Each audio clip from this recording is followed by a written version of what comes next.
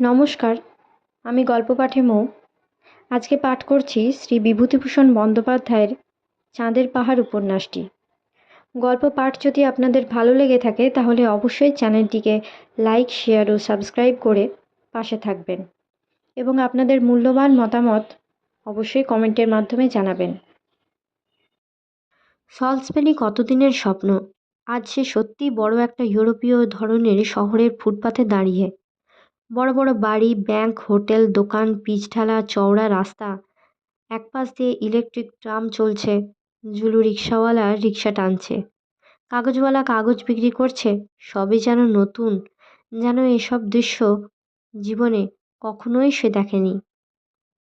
লোকালয়ে তো এসেছে, কিন্তু একেবারে কপর্দক শূন্য।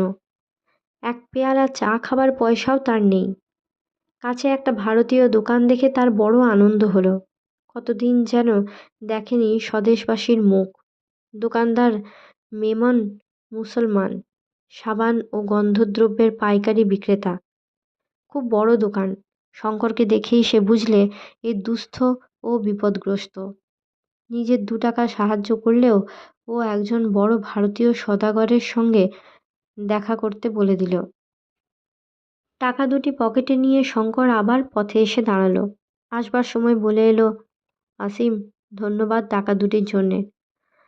আমি আপনার কাছে ধার নিলাম। আমার হাতে পয়সা এলে আপনাকে কিন্তু এ টাকা নিতে হবে। সামনেই একটা ভারতীয় রেস্তোরাঁ।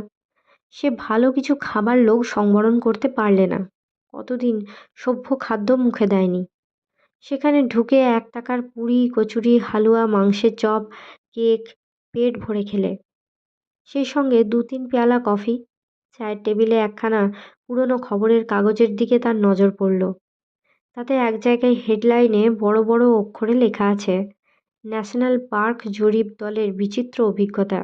মরুভূমিতে তৃষ্ণায় মৃতপ্রায় শান্ত এক ভারতীয় আবিষ্কার, তার বিস্ময়কর অভিজ্ঞতার কাহিনী।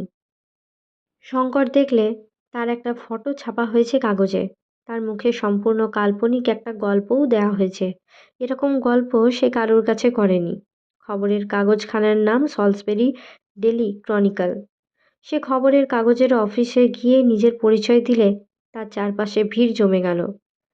ওকে খুঁজে বার করবার জন্য রিপোর্টারের দল অনেক চেষ্টা করেছিল জানা গেল। সেখানে চিমানিমানি পর্বতে পা ভেঙে পড়ে থাকার গল্প বলে ও ফটো তুলতে গিয়ে শঙ্কর 50 টাকা পেলে। তা থেকে সে আগে সেই সহৃদয় মুসলমান দোকানদারের টাকা দুটি দিয়ে এলো।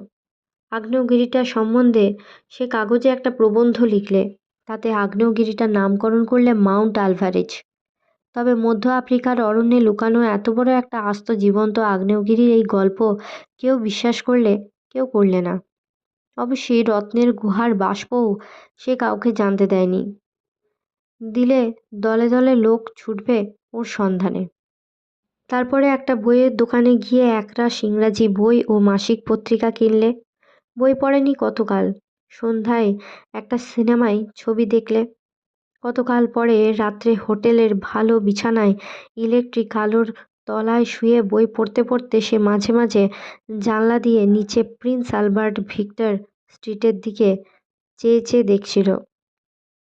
ট্রাম যাচ্ছে, নিচ দিয়ে রিক্সা যাচ্ছে, ভারতীয় কফিখানার ঠুনঠুন করে ঘণ্টা বাজছে, মাঝে মাঝে 2-4খানা মোটরও যাচ্ছে। এর সঙ্গে মনে হয় আরেকটা ছবি। সামনে আগুনের কুণ্ড, কিছু দূরে বৃত্তাকার ঘিরে বসে আছে কোর্ট ও হায়নার দল। ওদের পেছনে নেকড়েটার 2 গোল গোল চোখ আগুনের ভাঁটার মতো জ্বলছে অন্ধকারের মধ্যে। কোন স্বপ্ন? চিমানিমানি পর্বতে যাপিত সেই ভয়ঙ্কর রাত্রি, না আজকের এই রাত্রি? ইতিমধ্যে সল্সবেরিতে শঙ্কর একজন বিখ্যাত লোক হয়ে উঠেছে। রিপোর্টারের ভিড়ে তার হোটেলের হল সবসময় ভর্তি। খবরের কাগজের লোক এসে তার ভ্রমণ বৃত্তান্ত ছাপবার কন্ট্রাক্ট করতে, কেউ আসে ফটো নিতে। আত্মীয় গাত্তির কথা সে ইটালিয়ান কনসাল জেনারেলকে জানালো। তার অফিসের পুরনো কাগজপত্র ঘেঁটে জানা গেল আত্মীয় গাত্তি নামে একজন সম্ভ্রান্ত ইটালিয়ান যুবক 1879 সালের আগস্ট মাসে পর্তুগিজ পশ্চিম আফ্রিকার উপকূলে জাহাজডুবি হবার পর নামে। তারপর যুবকটির আর কোনো পাত্তা পাওয়া যায়নি। তবে আত্মীয়স্বজন ধনী ও সম্ভ্রান্ত লোক। 1890 থেকে 95 সাল পর্যন্ত তারা তাদের নিরুদ্দিষ্ট আত্মীয়ের সন্ধানের জন্যে পূর্ব, পশ্চিম ও দক্ষিণ আফ্রিকার কনস্যুলেট অফিসকে জ্বালিয়ে খেয়েছিল। পুরস্কার ঘোষণা করাও হয়েছিল তার সন্ধানের জন্য। 1895 সাল থেকে তারা হাল ছেড়ে দিয়েছিল। পূর্বোক্ত মুসলমান দোকানদারটির সাহায্যে সে ব্ল্যাকমুল স্ট্রিটের বড় জহুরি রাইডাল ও মর্সবির দোকানে 4খানা পাথর 32,500 টাকায় বিক্রি করলে। বাকি দুখানার দর আরও বেশি উঠেছিল, কিন্তু শঙ্কর সে দুখানা পাথর তার মাকে দেখানোর জন্যে দেশে নিয়ে যেতে চায়। এখন বিক্রি করবার তার ইচ্ছে নেই।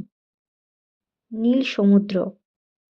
বোম্বেগামী জাহাজের ডেকে দাঁড়িয়ে পর্তুগিজ পূর্ব আফ্রিকার বেইরা বন্দরের নারিকেল বনশ্যাম তীরভূমিকে মিলিয়ে যেতে দেখতে দেখতে শঙ্কর ভাবছিল তার জীবনের এই অ্যাডভেঞ্চারের কথা।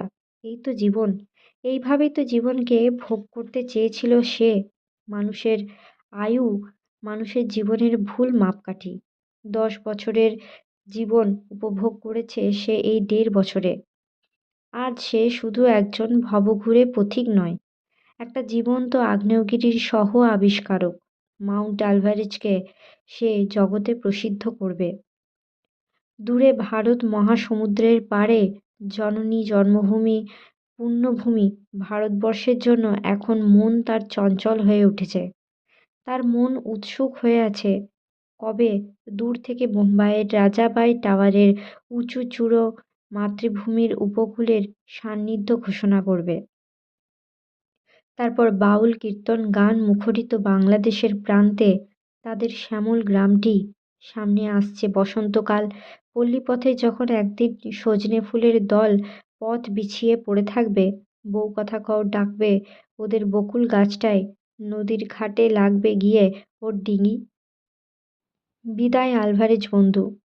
স্বদেশ ফিরে যাওয়ার এই আনন্দের মুহূর্তে তোমার কথাই মনে হচ্ছে আজ।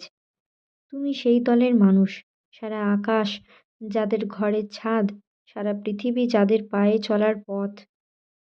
আশীর্বাদ করো তোমার মহারণ্যের নির্জন সমাধি থেকে, যেন তোমার মতো পারি জীবনে, অমনি সুখ দুঃখে নিস্পৃহ, অমনি নির্ভীক।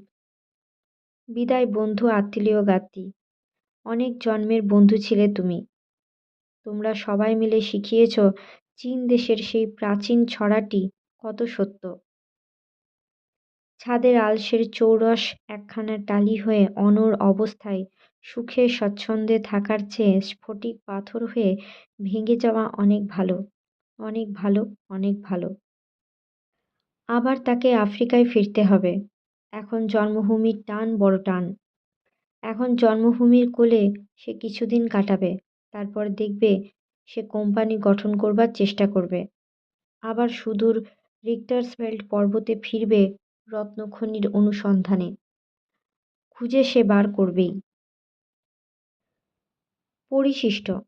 সলসবেরি থাকতে শঙ্কর সাউথ রোডেসিয়ান মিউজিয়ামের কিউরেটর প্রসিদ্ধ জীবতত্ত্ববিদ ডক্টর ফিটজেরাল্ডের সঙ্গে দেখা করেছিল, বিশেষ করে বুনিপের কথাটা তাকে বলবার জন্যে।